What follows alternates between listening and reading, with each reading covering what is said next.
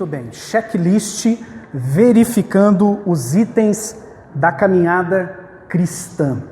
Como a gente já viu lá naquele primeiro domingo de outubro, a checklist é uma palavra que vem da língua inglesa e que, se pudermos definir aí num dicionário livre, né, nós vamos dizer que checklist é uma lista com orientações a serem lembradas e seguidas. A gente lembrou aqui o exemplo de quando a gente vai lá no supermercado, não é? E a gente leva uma lista, porque sempre é mais seguro.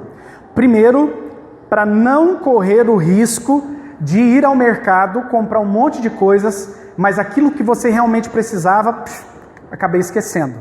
Ou pior, não é? Que isso é pior. Você vai sem lista, compra um monte de coisa desnecessária e a conta fica muito mais cara, não é verdade?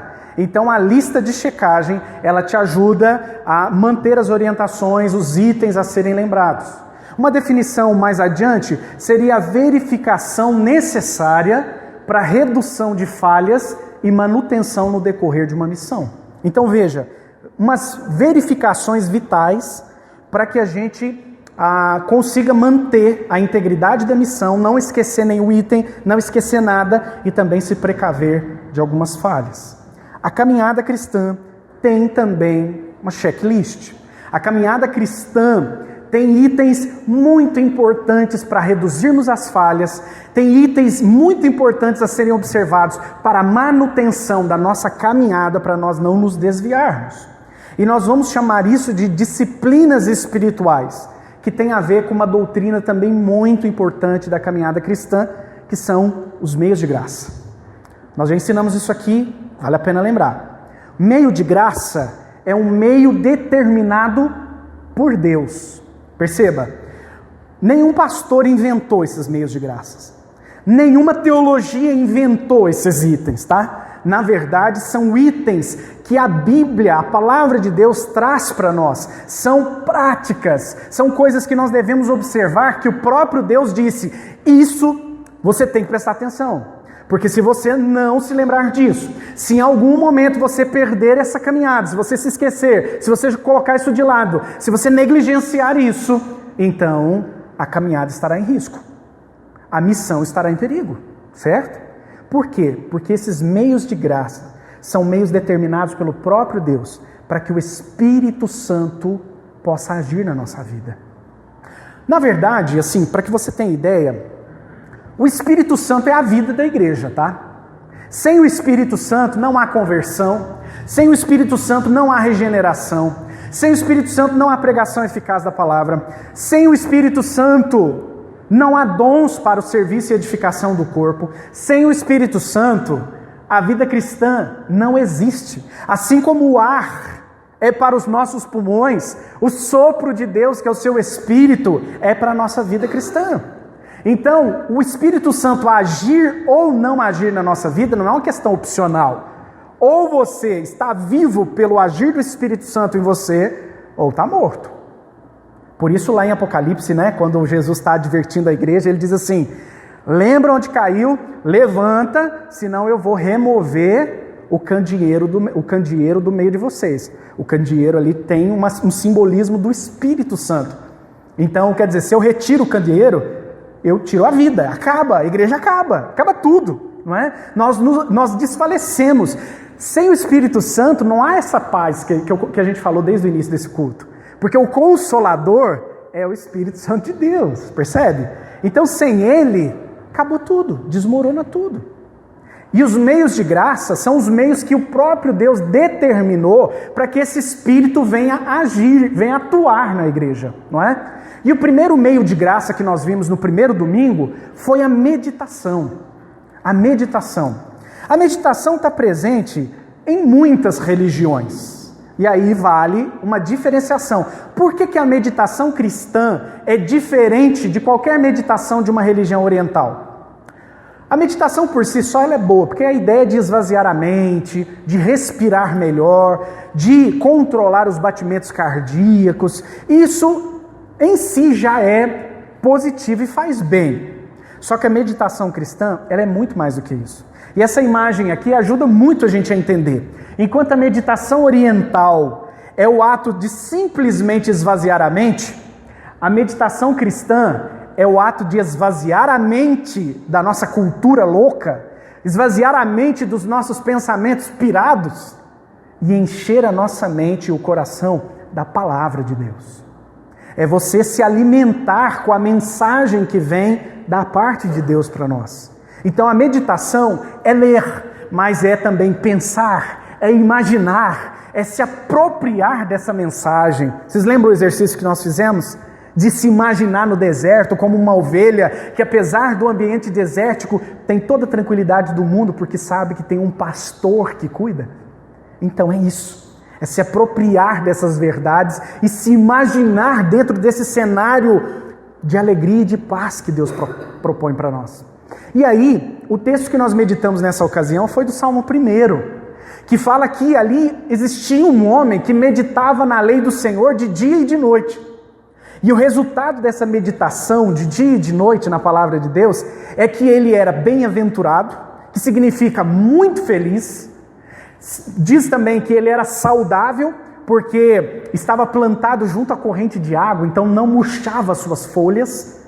Diz também que ele é produtivo, ou seja, ele tem realizações, é um homem realizado, porque no determinado tempo ele produz fruto e tudo que ele faz prospera. E diz também que esse homem tem intimidade com Deus, é amigo íntimo de Deus, porque lá no versículo 6 diz que Deus o conhece. Perceba, que coisa extraordinária. O resultado na vida desse homem, porque ele medita na lei de Deus de dia e de noite, ele é feliz, ele é saudável, realizado e íntimo de Deus. Puxa, eu quero muito isso para mim. Eu quero muito isso para mim. Eu quero muito ser esse homem. Então, eu tenho uma primeira disciplina espiritual. Eu tenho um primeiro meio de graça que eu preciso prestar atenção e eu preciso praticar. Isso não é fazer uma vez na vida e uma na morte, mas é fazer disso realmente uma disciplina espiritual, um hábito, não é? Somado a esse hábito, nós vamos falar de um novo hábito hoje, rapidamente, que nós já estamos falando desde o início do culto, não é? Que é sobre a oração. Só que para falar sobre oração, eu quero usar essa imagem aí para a gente pensar um pouco. No fim do ano passado, eu acho que é o fim do ano passado, talvez eu esteja fazendo confusão, mas houve uma mudança no sinal dos televisores, não é verdade? Aquela televisão antiga, analógica, deixou de funcionar, não é? Mesmo sendo aquela caixona, não sei, em cima do guarda-roupa, do rack, da estante, não sei onde você colocava, né? Mas aquela caixona pesada de tubo, apesar de ainda ter alto-falante e fazer barulho, apesar de, quando conectada à tomada, ainda liga, não é? E faz um chiado, apesar de ter entradas para DVD e coisas do tipo, o sinal ela não capta mais. Ela precisou ou ser substituída por uma mais moderna, ou teve que colocar aquele kit para o sinal digital, não é? Apesar do sinal estar lá, essa TV não captava. Essa TV não capta mais.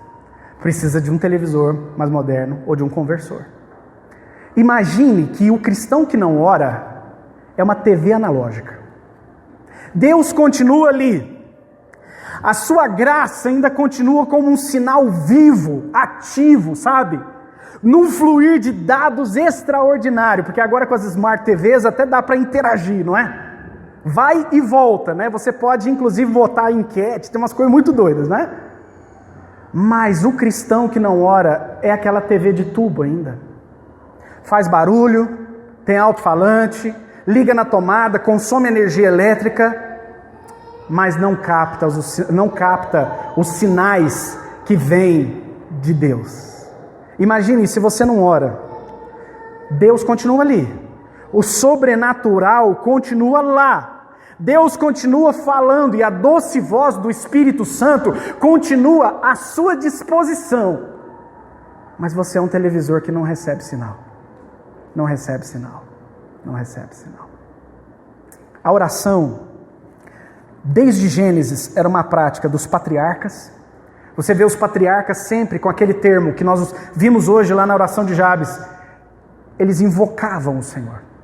Eles invocavam. Eles faziam até um altar de pedra. Ali faziam um sacrifício e invocavam o nome do Senhor. Eles falavam com Deus. Porque a oração nada mais é que isso, né? É falar com Deus, é dialogar com Deus, e inclusive estar aberto para ouvir o que Ele tem a dizer. Quando você vai até Moisés, você percebe ali um homem que conversava com Deus, que tinha relacionamento com Deus. Quando você lê os profetas, você descobre ali homens que também têm relacionamento com Deus, que ouvem a mensagem de Deus e transmite a mensagem de Deus. Quando nós lemos os reis, aqueles reis que temiam a Deus também viviam, Davi vivia essa realidade. Quando eu olho para Jesus, o nosso mestre, eu vejo ali um homem divino que, mesmo sendo 100% Deus, ele se ausentava, ia para lugares solitários e ali orava. Eu vejo esse mesmo Jesus ensinando os seus discípulos a orar. E eu vejo uma igreja primitiva que curou enfermos, que realizou a obra missionária de uma maneira extraordinária. Eu vejo uma igreja primitiva que orava e o chão tremia, as portas das cadeias se abriam e os apóstolos se viam livres. Eu vejo essa igreja com o joelho no chão. Eu vejo uma igreja que ora. Atos capítulo 2 diz que essa igreja perseverava unânime na oração, na doutrina dos apóstolos, ou seja, ela meditava na palavra e também orava. Partia o pão e de casa em casa, e dia a dia Deus ia acrescentando aqueles que iam sendo salvos. Eu vejo isso na Bíblia toda. E dentre os personagens bíblicos, um que me chama muita atenção sobre oração, nesse texto que é conhecido, às vezes pouco explorado, Daniel capítulo 6. Você pode abrir sua Bíblia comigo lá? Daniel capítulo 6, versículos de 1 a 28, diz assim o texto: Pareceu bem a Dário constituir sobre o reino a 120 sátrapas que estivessem por todo o reino, e sobre eles 3 presidentes, dos quais Daniel era um, aos quais estes sátrapas dessem conta, para que o rei não sofresse dano. Então o mesmo Daniel se distinguiu destes presidentes e sátrapas, porque nele havia um espírito excelente, e o rei pensava em estabelecê-lo sobre todo o reino. Então os presidentes e os sátrapas procuravam ocasião para acusar a Daniel a respeito do reino, mas não puderam achá-la nem culpa alguma, porque ele era fiel e não se achava nele nenhum erro nem culpa. Disseram, pois, estes homens: nunca acharemos ocasião alguma para acusar a este Daniel, se não o procurarmos contra ele na lei do seu Deus. Então estes presidentes e sátrapas foram junto ao rei e lhe disseram: ó rei Dário, vive eternamente.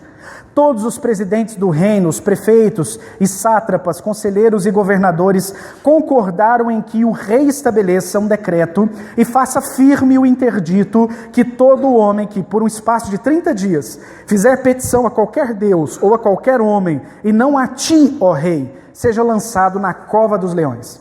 Agora, pois, ó rei, sanciona o interdito e assina a escritura, para que não seja mudada segundo a lei dos medos e dos persas, que se não pode revogar. Por esta causa, o rei Dário assinou a escritura e o interdito. Daniel, pois, quando soube que a escritura estava assinada, entrou em sua casa e em cima, no seu quarto, onde havia janelas abertas do lado de Jerusalém, 3 vezes por dia se punha de joelhos e orava, e dava graças diante do seu Deus, como costumava fazer. Então aqueles homens foram juntos, e tendo achado a Daniel a orar e a suplicar diante do seu Deus, se apresentaram ao rei, e a respeito do interdito real, lhe disseram: não assinaste um interdito que, por espaço de 30 dias, todo homem que fizesse petição a qualquer deus ou a qualquer homem, e não a ti, ó rei, fosse lançado na cova dos leões? Respondeu o rei e disse: esta palavra é certa, segundo a lei dos medos e dos persas, que se não pode revogar. Então responderam e disseram ao rei: esse Daniel, que é dos exilados de Judá, não faz caso de ti, ó rei, nem do interdito que assinaste. Antes, 3 vezes por dia faz a sua oração. Tendo o rei ouvido estas coisas, ficou muito penalizado e determinou consigo mesmo livrar a Daniel. E até ao pôr do sol se empenhou por salvá-lo. Então aqueles homens foram juntos ao rei e lhe disseram: sabe, ó rei, que é lei dos medos e dos persas, que nenhum interdito ou decreto que o rei sancione se pode mudar. Então o rei ordenou que trouxessem a Daniel e o lançassem na cova dos leões. Disse o rei a Daniel: o teu Deus, a quem tu continuamente serves, que ele te livre. Foi trazida uma pedra e posta sobre a boca da cova. Selou-a o rei com seu próprio anel e com o dos seus grandes, para que nada se mudasse a respeito de Daniel. Então o rei se dirigiu para o seu palácio, passou a noite em jejum e não deixou trazer à sua presença instrumentos de música, e fugiu dele o sono. Pela manhã, ao romper do dia, levantou-se o rei e foi com pressa à cova dos leões. Chegando-se à cova, chamou por Daniel com voz triste. Disse o rei a Daniel: Daniel, servo do Deus vivo, dar-se-ia o caso que o teu Deus, a quem tu continuamente serves, tenha podido livrar-te dos leões? Então Daniel falou ao rei: ó rei, vive eternamente. O meu Deus enviou o seu anjo e fechou a boca aos leões, para que não me fizesse dano, porque foi achada em mim inocência diante dele. Também contra ti, ó rei, não cometi delito algum. Então o rei se alegrou sobremaneira e mandou tirar a Daniel da cova. Assim foi tirado Daniel da cova e nenhum dano se achou nele, porque crera no seu Deus. Ordenou o rei e foram trazidos aqueles homens que tinham acusado Daniel e foram lançados na cova dos leões. Eles, seus filhos e suas mulheres, e ainda não tinham chegado ao fundo da cova, e já os leões se apoderaram deles e lhes esmigalharam todos os ossos. Então o rei Dário escreveu aos povos, nações e homens de todas as línguas que habitam em toda a terra: paz vos seja multiplicada. Faço um decreto pelo qual, em todo o domínio do meu reino, os homens tremam e temam perante o Deus de Daniel, porque ele é o Deus vivo e que permanece para sempre. O seu reino não será destruído e o seu domínio não terá fim. Ele livra e salva e faz sinais e maravilhas no céu e na terra. Foi ele quem livrou a Daniel do poder dos leões. Daniel, pois, prosperou no reino de Dário e no reinado de Ciro, o persa. Vamos orar? Ó Deus, muito obrigado por tua palavra, porque ela é a verdade e nós, ó Deus, encontramos vida, consolo e paz. Fale ao nosso coração pelo Espírito Santo em nome de Jesus. Amém. Amém. Aqui nós temos mais uma história que tem como ação a oração, e é uma história que tem um desfecho extraordinário. Daniel, um dos exilados que foi levado de Judá para o reino do exílio, onde Deus estava disciplinando o seu povo. Lá ele foi feito um dos sábios, um dos 3 que presidiam os sábios da corte. E ele era admirado e ele gozava de crédito com o rei. Tanto que o rei estava pensando em colocá-lo como chefe dos demais. Acontece que esses homens não gostaram. Ficaram movidos de inveja. E eles queriam encontrar uma forma de derrubar Daniel. Eles procuraram e procuraram e procuraram e não encontraram. Ele era um homem íntegro, que temia a Deus. Mas óbvio, né? Um homem de oração. O que se esperar de um homem de Deus, não é? E eles então chegaram à conclusão que só poderiam derrubar Daniel se criassem alguma lei que contrariasse a lei de Deus. Porque Daniel não contrariaria a lei de Deus. E eles então foram até o rei, tentaram o rei, e o rei fez um decreto e também um outro documento a mais que tornava aquele decreto irrevogável. E nesse decreto constituía o seguinte: durante 30 dias ninguém poderá orar a qualquer outro Deus ou pedir favor a qualquer outro ser senão ao rei. E durante 30 dias vigorou esse decreto. Acontece que então esses homens ficaram espertos e perceberam que Daniel, ao tomar ciência dessa lei, Daniel fez o que fazia de costume. Foi até sua casa, subiu num quarto que havia lá em cima, se dirigiu para Jerusalém, o lugar da presença de Deus, o lugar que simboliza, está o templo e simboliza a presença de Deus, e ali ele ora 3 vezes ao dia. 3 vezes ao dia. Era um homem de oração. Óbvio, né? Esses homens estavam à espreita. Quando perceberam que Daniel estava orando, foi então denunciar ao rei e disse: rei, não é verdade que o senhor fez um decreto que não podia durante 30 dias orar para nenhum Deus, só poderiam pedir para o Senhor? É verdade. Então, Daniel acabou de orar, está lá orando. Você vai deixar que ele te desmoralize dessa maneira? Porque essa lei é irrevogável, dos medos e dos persas. E então o rei se entristece, mas ele é obrigado a cumprir. Diz o texto até que ele procura o dia inteiro resolver o problema e livrar Daniel, mas não consegue. Nem o rei consegue desfazer essa lei. E acontece que Daniel é jogado na cova dos leões. E ali o rei o joga, triste. Até diz o seguinte, tomara que o seu Deus, a quem você serve continuamente, te livre. E ali eles selam a cova e Daniel passa ali a noite. No outro dia cedo, o rei tinha passado uma noite bem mal dormida, porque o rei ficou triste. Não teve música na casa do rei, não teve comida, porque ele ficou em jejum e triste. O rei vai logo cedo para ver o que aconteceu com Daniel, e quando mandam abrir a cova, triste ele diz, Daniel, acaso teu Deus te livrou? Porque ele estava provavelmente sem esperança, né? E então Daniel responde de lá, Rei, viva eternamente, o meu Deus enviou um anjo, o meu Deus interviu na minha história, ativamente ele respondeu a minha oração, e ele me socorreu, e eu estou vivo. O rei fica feliz, coloca Daniel para fora, e então ele pega aqueles homens que o acusaram, os filhos e as mulheres deles, e jogam na cova. Diz o texto bíblico que antes que eles caíssem no fundo da cova, os leões já tinham arrebatado e, como diz o texto, esmigalhado os seus ossos. Esses leões estavam famintos, eles estavam com muita fome. Eles não comeram Daniel, não por falta de apetite, mas porque Deus interviu. E o texto bíblico diz para nós que aquele decreto se transformou em outro decreto. E o outro decreto foi o decreto do rei Dário, que dizia o seguinte, em todo o meu reino e em todas as línguas que o meu reino se estende, todos saberão quem é o Deus de Daniel. Porque esse Deus faz maravilhas na terra, faz maravilhas no céu. Ele livra os seus. Esse Deus, no meu reino, deve ser temido e todos devem tremer na sua presença. E diz o texto bíblico que Daniel continuou sendo um sábio conselheiro de Dário e depois também de Ciro. Ou seja, ele ficou depois nos dois reinados. Não é? Meus queridos, essa linda história nos ensina algumas lições muito extraordinárias. A primeira lição que eu aprendo aqui é que a oração deve se tornar um hábito aprendido e mantido intencionalmente. No versículo 10, nós temos a verdade de que Daniel soube do decreto, e ele poderia ter mudado seu itinerário, ele poderia ter mudado a sua agenda, ele poderia ter feito outra coisa, ele poderia ter ido orar em outro lugar.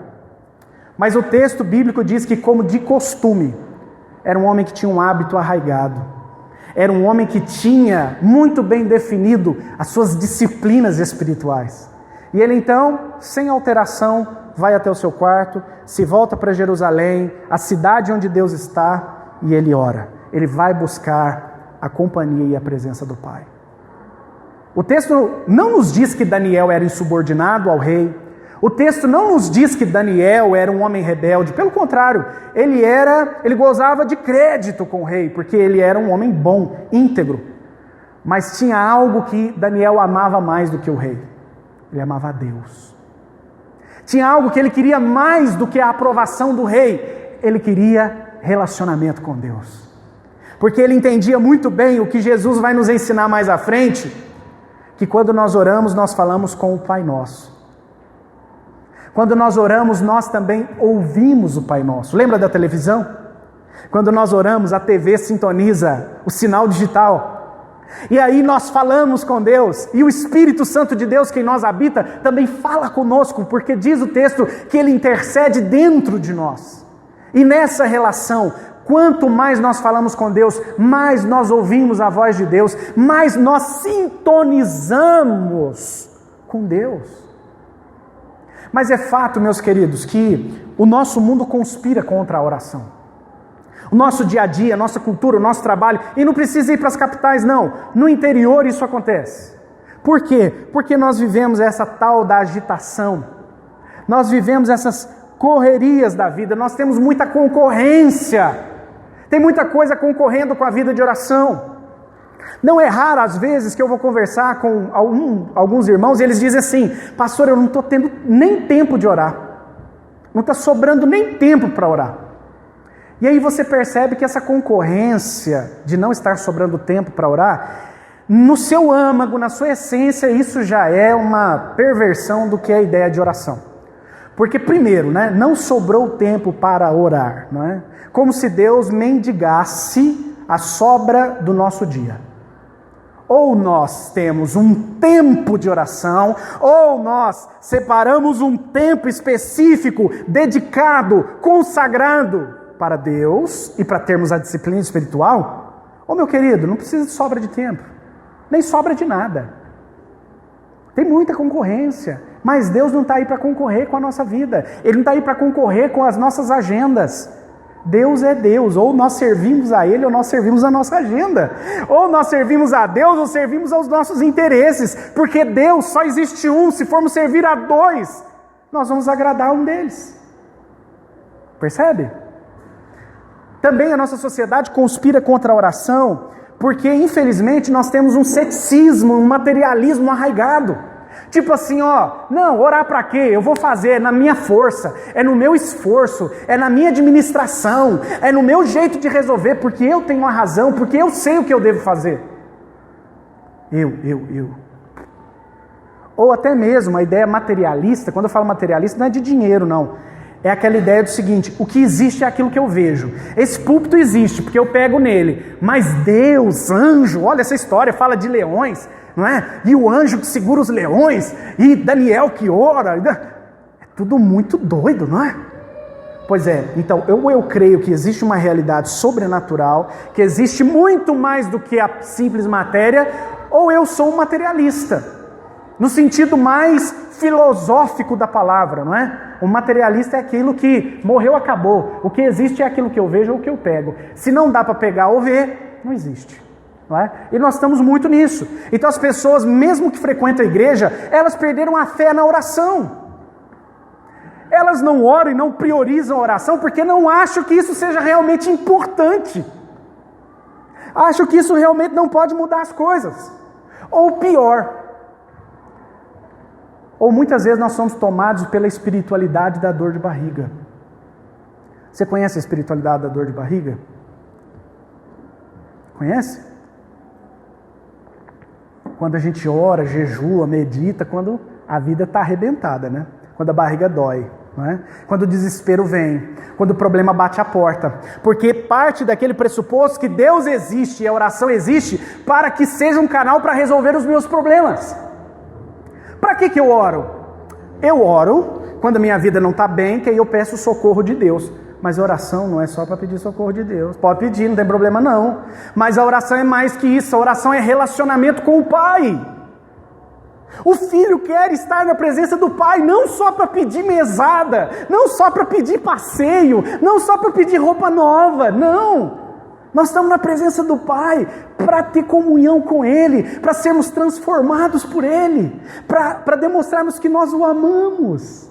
E a oração é o lugar para isso. É o lugar para nós termos uma sintonia fina com Deus. Percebe? Para nós não ficarmos parecidos com Ele. Mas infelizmente, nós às vezes desprezamos a oração, porque achamos que Deus está aí para resolver nossos problemas. Não é? Queridos, Jesus, eu olho para Ele e eu vejo um Jesus que incitou, eu vejo um Jesus que ensinou, porque a oração deve se tornar um hábito. Faça como Daniel, 3 vezes ao dia. E como hábito, não adianta falar assim: amanhã de manhã eu vou orar. De manhã que horas? Que horas? Às 7? Que horas entra no trabalho? Às 8? Então, levanta que horas? 7h30? Correndo, hein? Então vai ter que levantar às 7. Para dar tempo de fazer essa correria de ficar pronto, para depois separar um tempo. Alguma coisa você vai ter que fazer. Que horas? À tarde também? Que horas? Se não definir, filho, se não fica claro o horário, não acontece. Não acontece. Vai passar o dia e a gente vai voltar aquela desculpa. Você acredita que o dia passou e não deu tempo? Como não dá tempo? 24 horas, não mudou. Nem para mais, nem para menos. É a mesma coisa. Só que aí depende se você prioriza, se você ama a Deus, se Deus para você é realmente importante, ou se Deus é só conveniente. Não é? Meus queridos, Jesus ensina seus discípulos a orar. Jesus insta com os discípulos, insiste com eles. Vigie e ora. Vigie e ora. Busca e encontra. Bate e vai ser aberto. Procure e você vai encontrar. Mas orem. Orem. Não é? Eu aprendo com essa história também que a oração, ela transforma o cristão em alguém mais agradável. E mais, e útil para o propósito divino. Quando eu leio esse texto, quando eu olho lá para o início dele, olha o que vai dizer, os versículos primeiro, vai lá no versículo 1. Pareceu bem a Dário constituir sobre o reino a 120 sátrapas que estivessem por todo o reino, e sobre eles 3 presidentes, dos quais Daniel era um, aos quais estes sátrapas dessem conta, para que o rei não sofresse dano. Então o mesmo Daniel se distinguiu destes presidentes. Veja, versículo 3. Então o mesmo Daniel se distinguiu destes presidentes e sátrapas, porque nele, o que tem nele?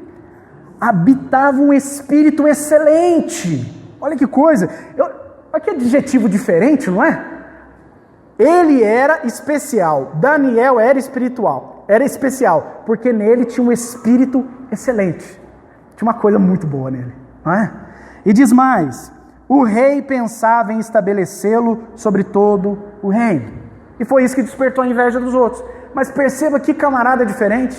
Perceba onde Deus está colocando esse camarada. Ele poderia ser subordinado de todos, mas o seu espírito excelente, quem Daniel se tornou, está fazendo dele um líder, está fazendo dele alguém que o rei tinha confiança, está fazendo dele alguém especial. Todos viam lá em Daniel que ele era uma pessoa diferente, e o texto atribui isso ao fato de Daniel ser íntimo de Deus, estar afinado com Deus. Jesus, meus queridos, quando eu olho para o ministério dele, eu vejo que à medida que ele caminhava com seus discípulos eram transformados. À medida que nós caminhamos com Deus, nós somos transformados. Isso é tão claro. Vocês lembram quando Pedro nega Jesus? Quando Pedro nega Jesus, tinha uma mulher ali no pátio que escutou Pedro falar. E o jeito de Pedro falar era igualzinho de Jesus e dos discípulos. Por isso ela disse, você é sim, você é um dos discípulos, você fala igual, você se comporta igual esses seguidores desse Nazareno. Você percebe que mesmo negando a Jesus, Pedro tem os trejeitos dos que seguem Jesus? Sabe por quê? Porque à medida que a gente caminha com Deus em oração, isso não é um dia especial, isso é o dia a dia, pedrinha sobre pedrinha, continuidade, persistência, hábito, disciplina espiritual, como diz o termo, não é? Isso vai fazendo com que nós, pela influência de Deus e pela agência do Espírito Santo, sejamos transformados à semelhança de Deus. O que o pecado fez com a gente? Nós fomos criados à imagem e semelhança de Deus. O pecado fez o quê? Nos deformou. E o que acontece com a gente quando a gente caminha com Cristo? Essa imagem e semelhança vai sendo refeita em nós. É isso que aconteceu com Daniel. Daniel está se parecendo com Jesus. Ele está se parecendo com Deus. Por quê? Porque ele tinha um espírito sobremodo excelente. Ele tinha uma coisa diferente, que os outros não tinham. Não é? Meus queridos, eu vejo também que a oração transforma as circunstâncias e os corações. Como bom presbiteriano, nós gostamos muito de repetir sobre a soberania de Deus. Quase que ao ponto de dizer o seguinte, Deus já sabe, tudo está nas mãos de Deus, Ele governa todas as coisas, então orar ou não orar, muda nada. Quando eu leio essa história, não é isso que me parece. Quando eu leio outras histórias mais, tudo bem, Deus está de um ponto de vista que de lá Ele já viu tudo, ótimo, mas eu estou daqui de baixo, e para mim, se Daniel não fosse um homem de oração, anjo nenhum iria para aquela cova. Nenhum. Esse homem orou a Deus, e o improvável, o impossível aconteceu. Aquele rei já estava acostumado, aquilo era uma pena capital. O que é uma pena capital? É pena de morte. Alguém desobedeceu a lei máxima, algo muito importante, um decreto real. Então uma forma de matar, cada reino tinha sua forma, né? Empalado, decapitado, queimado, você pode escolher, né? A crueldade humana não tem limites. Aqui no caso era jogando para os leões comerem, não é? Certamente esse rei já tinha feito isso muitas vezes. E quando ele joga Daniel lá dentro, ele diz assim, que o teu Deus te livre. Mas ele fica triste, fecha. No outro dia de manhã, depois de não ter dormido a noite e tudo, ele vai falar e vai chamar Daniel, e ele chama triste. Porque qual era a expectativa desse rei? Nossa, Daniel era um cara tão legal, coitado, tem que juntar só os pedaços aqui, né? O que sobrou. Mas de lá veio um brado dizendo, Rei vive eternamente. O meu Deus a quem eu sirvo enviou o seu anjo e ele fechou a boca dos leões. Porque Daniel, se eu tiver falado Davi, eu posso ter falado algumas vezes, porque eu troco as palavras. Daniel servia continuamente a esse Deus. E parte do serviço dele a esse Deus é orar. Ele orava 3 vezes ao dia, ele orava. E porque ele servia continuamente a esse Deus o ouviu. Esse Deus escuta. Esse Deus intervém. Eu vejo isso, meus queridos, na palavra de Deus como um todo, porque Gênesis a Apocalipse, essa ênfase é muito clara. Clame a Deus e Deus vai te escutar. Clame de todo o seu coração. Não ande ansioso, não ande desesperado. Fale com Deus. As coisas podem mudar. Mudar para como? Que jeito? Aí Deus sabe. E Ele vai mudar porque a vontade dEle é boa, perfeita e agradável. Diz Efésios que Ele pode fazer infinitamente mais do que nós pedimos ou pensamos. Agora ore, porque o que me dá a entender desse texto e de outros mais é que muitas coisas não estão acontecendo na nossa vida porque a gente não ora. Se eu volto lá para Tiago, se não me engano, capítulo 4, ele diz assim: olha, vocês não recebem nada porque não oram. E quando oram, oram errado, oram mal, para esbanjar nos vossos prazeres egoístas. Então vamos começar. Primeiro, tem que orar, e aí as coisas mudam. Mas prazeres egoístas? Não, também não. Porque Deus não vai ficar fazendo coisas que a gente pede a nossa revelia, de qualquer maneira, tá? Mas muitas vezes nós não recebemos nada, porque simplesmente nós não pedimos. Jesus, na oração do Pai Nosso, deixou muito claro: fale com o Pai Nosso, fale sobre o pão nosso, fale para que Ele te livre das tentações, fale para que Ele te ajude a perdoar as pessoas e Ele também te perdoe. Fale com o Pai Nosso, converse com Ele, vai lá. Não fique desesperado, apresente diante de Deus. Isso nós podemos fazer por nós, isso nós podemos fazer pelos outros. A gente pode suplicar por nós, a gente pode interceder pelos outros. Isso é uma tarefa nossa, como cristãos. E por último, a oração apresenta um poderoso testemunho ao mundo. Alguém que tem vida de oração, essa pessoa apresenta um testemunho poderoso para o mundo. Quer saber como? Olha os versículos 25 a 28, olha o que diz. Nós estamos falando de um rei pagão, tá? Nós não estamos falando de um rei de Israel, não estamos falando de alguém que cresceu sendo ensinado com a lei de Moisés, não, nós estamos falando de um rei pagão. Olha o que esse homem disse depois do que Deus operou. Então o rei Dário escreveu aos povos, nações e homens de todas as línguas que habitam em toda a terra, e ele diz assim: paz vos seja multiplicada. Faça um decreto pelo qual em todo o domínio do meu reino, os homens tremam e temam perante o Deus de Daniel, porque Ele é o Deus vivo e que permanece para sempre. O seu reino não será destruído e o seu domínio não terá fim. Ele livra e salva e faz sinais e maravilhas no céu e na terra. Foi Ele quem livrou a Daniel do poder dos leões. Gente, isso aqui é uma confissão de fé, é uma profissão de fé, que nem nos reis de Israel eu encontro, senão em Davi. Eu vejo um rei pagão, eu vejo alguém que não cresceu com a lei de Moisés, mas eu vejo aqui um homem que entendeu quem é Deus, que é todo poderoso, que é grande, que livra, que age, que tem o domínio de todas as coisas, que fecha a boca dos leões. E esse homem manda essa carta, esse decreto para todo o seu reino. É bom lembrar que isso aqui não era só um reino, isso era um império. Não é? Era um império. E aí todo o império tomou ciência de quem é o Deus de Daniel, porque ele era um homem de oração e Deus assim agiu. Jesus, meus queridos, ele nos ordenou que a igreja, que nós, como igreja, façamos conhecido no mundo inteiro quem ele é.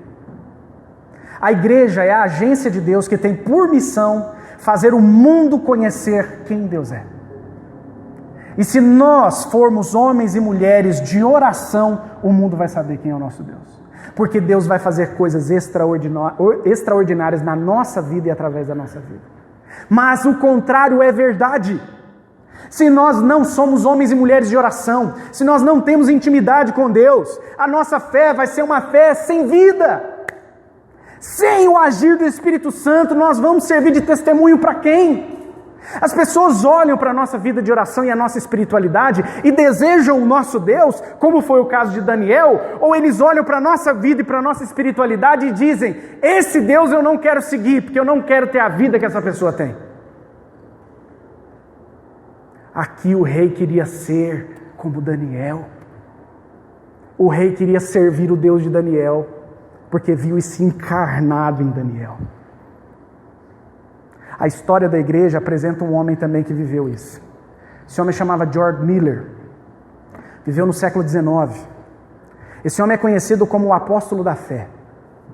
Ele teve uma infância, porque talvez a gente mostre alguns heróis da fé e a gente tenha a impressão seguinte: poxa, vê lá, é porque ele tinha um quê especial. Não, calma lá. George Miller teve uma infância e uma juventude muito complicada. Ele foi inclusive preso, ficou 1 mês preso, porque ele bebia muito e se envolvia em muitas malandragens.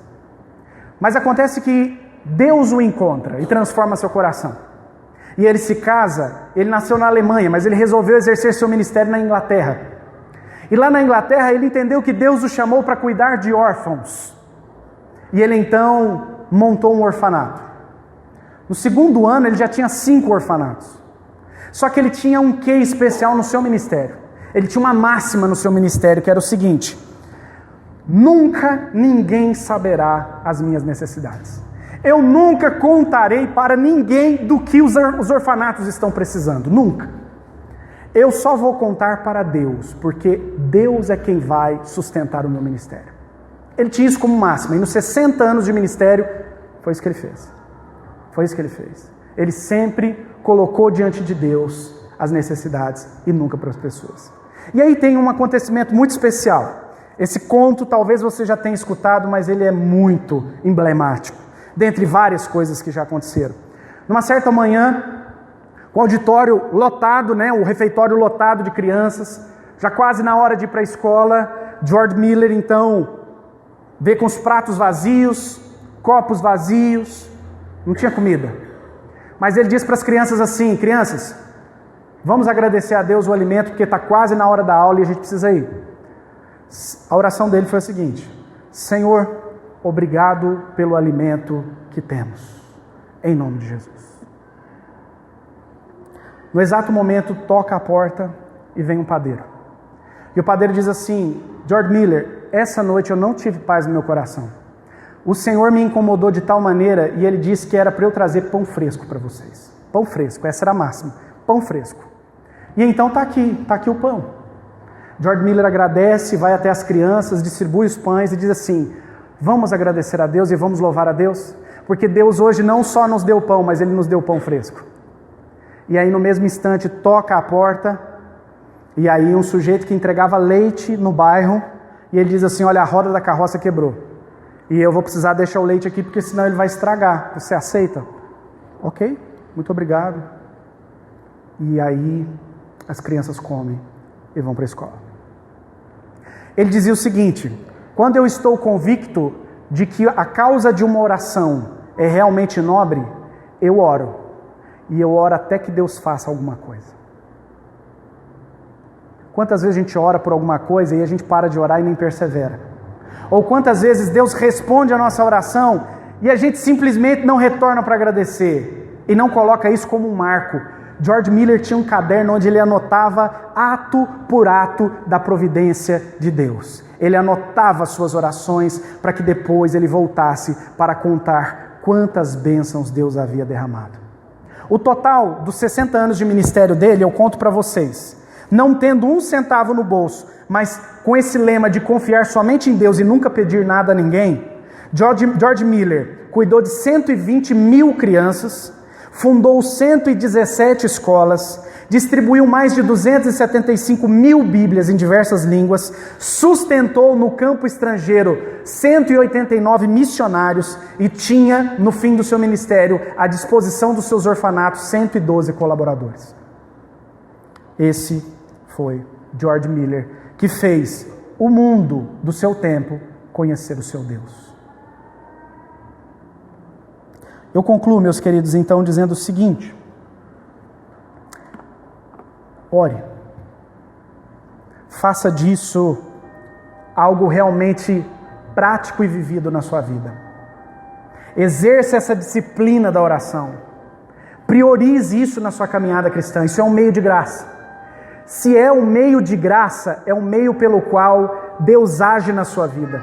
Se você não orar, muitas coisas não vão acontecer. Deus não vai operar.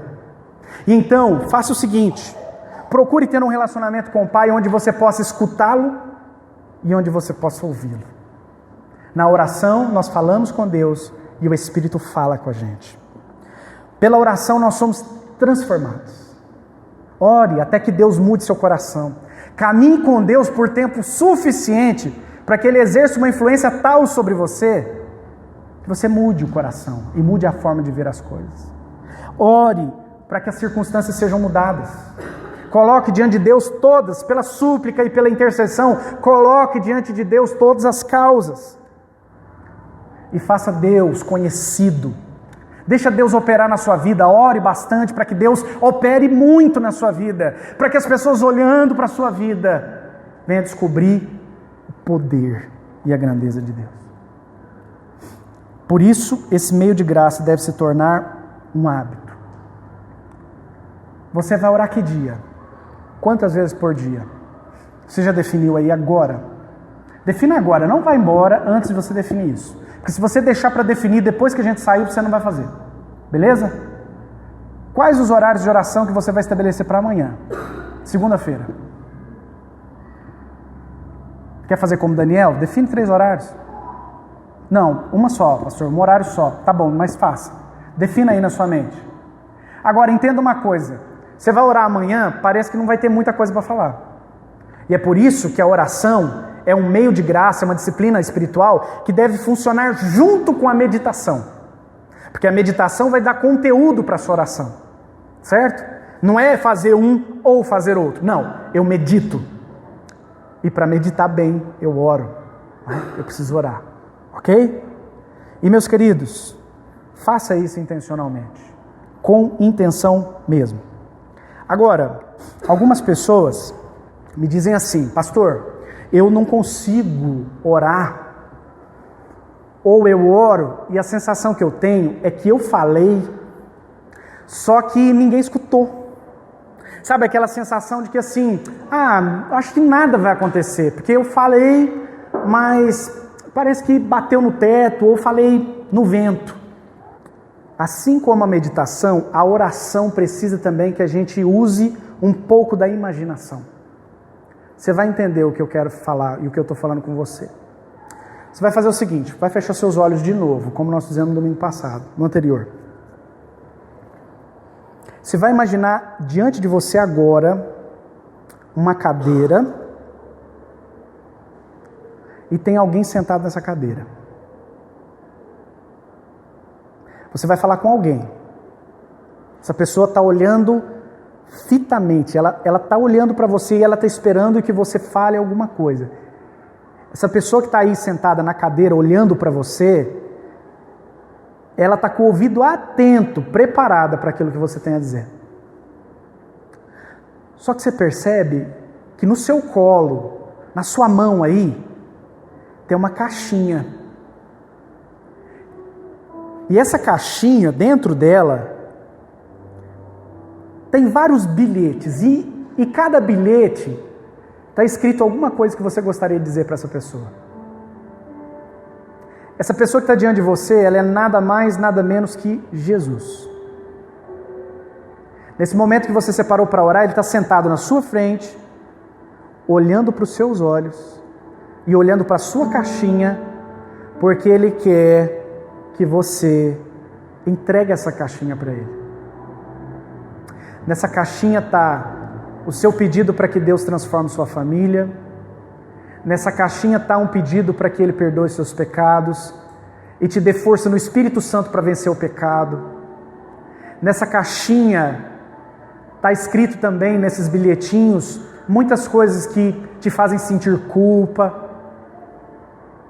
Nessa caixinha está o seu pedido desesperado para que Deus restaure os seus relacionamentos.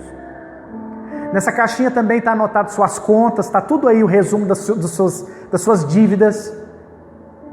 Está tudo aí. E agora, você vai fechar essa caixinha e você vai entregar na mão dele. E ele pega rápido. Ele quer pegar essa caixinha. Depois que ele pega essa caixinha, ele te dá um abraço. E diz assim: agora está tudo certo, está tudo bem. E ele solta o abraço e vai embora. Mas ele deixa marcado com você um horário mais tarde para voltar, para conversar com você de novo sobre essa caixinha ou sobre qualquer coisa que você queira falar. Imagine Jesus na sua frente agora e ele quer pegar essa caixinha.